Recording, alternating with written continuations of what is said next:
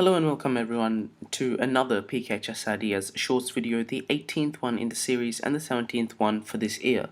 Now today what we'll be looking at is a game between the great Garry Kasparov against Timor Radjabov, played in the 20th Lars in 2003.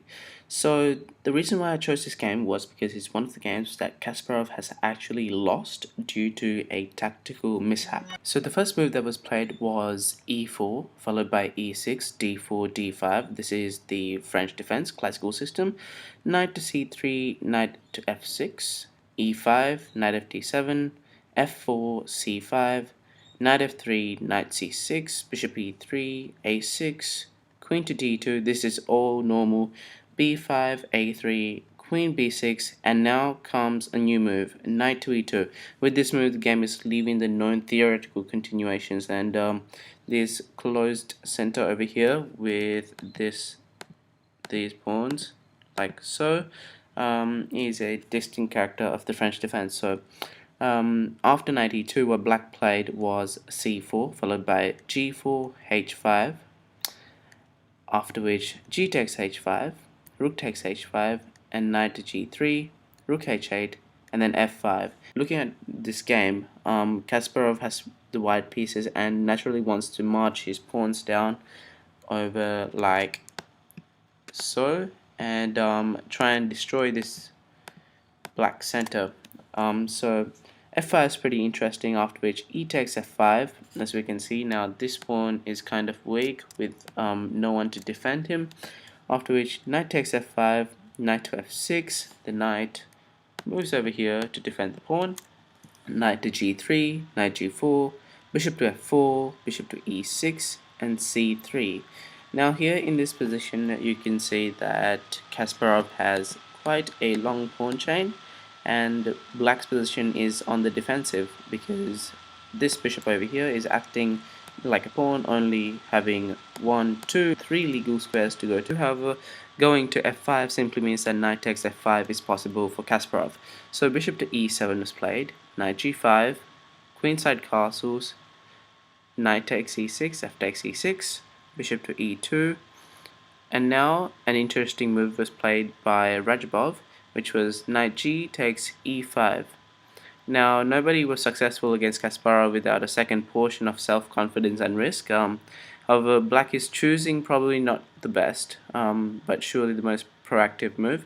Here in this position, many other moves could have been played instead of knight g takes e5. So knight takes h2 could have been played, after which knight h5, g6, knight f6, bishop takes f6, e takes f6, knight g4, rook takes, bishop takes, and then rook h1 check, king e2, rook takes f1, rook takes a1, sorry, f7, queen d8, bishop h6, rook h1, and queen e3. Now here in this position it's completely winning for white, because the next move he's probably going to queen, he's probably going to take this pawn over here, and then the king is going to be all open. And as you can see, this rook over here for black does absolutely nothing. It has only 1, 2, and 3 squares to go to, 4 squares to go to basically, and it's a pretty useless rook in the position. So instead of all this, what Radjabov played was knight g takes e5, after which queen e3 was played, knight d7, queen takes e6, bishop h4, queen g4, g5, bishop d2, rook d to e8, after which queenside castles was played, knight to a5, and then rook d to f1. This is the most critical position in the whole game, because this was the blunder made by Kasparov. So basically the game continued on by playing knight b3 and king d1, bishop takes g3, and then rook f7.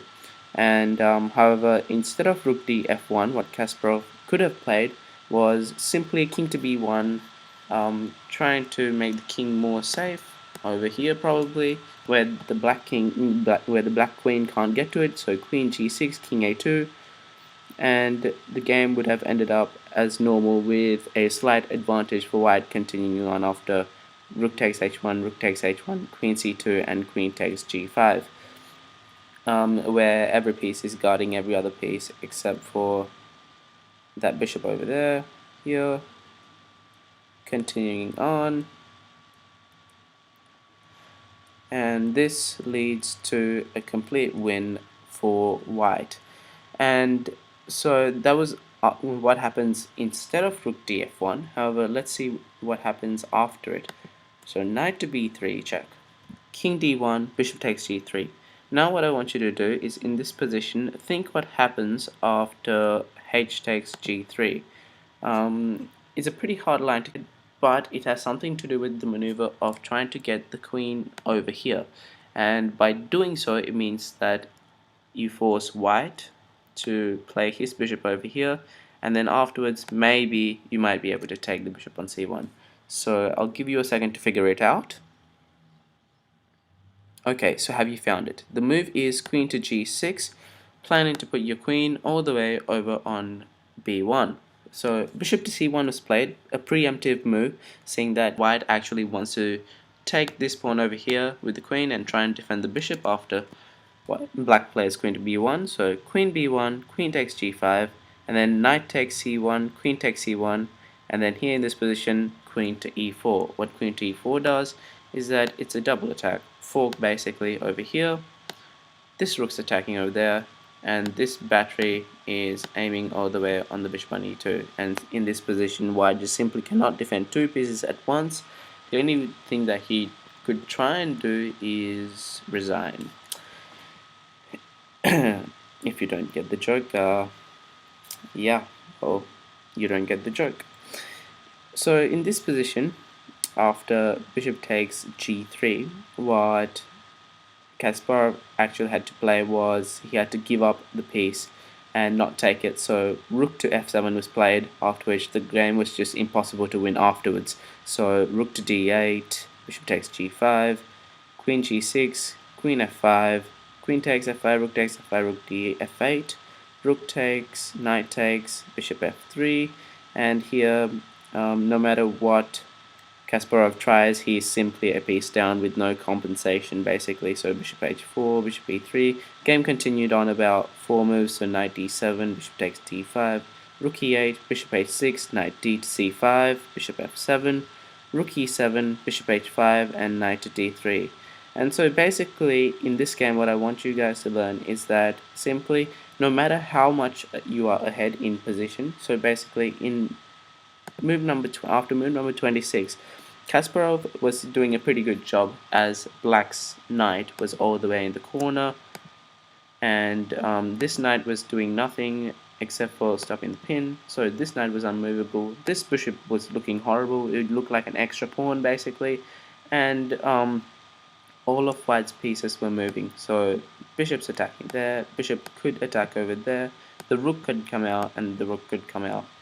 And so basically Kasparov just gave away the position. And so what I want you guys to learn is that no matter how much ahead you are in the position, just make sure to think, and then think tactically and look for everything that your opponent can do. So in this position, what Kasparov mistook was that the bishop couldn't take the knight over here.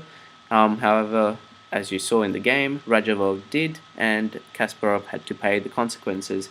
And so that being said, thank you for watching. If you like this video, please leave a like down below, or if you have any questions, comments, or more games that you want to get analyzed, please put them in the comment section below. And that being said, thank you, and I'll see you next time.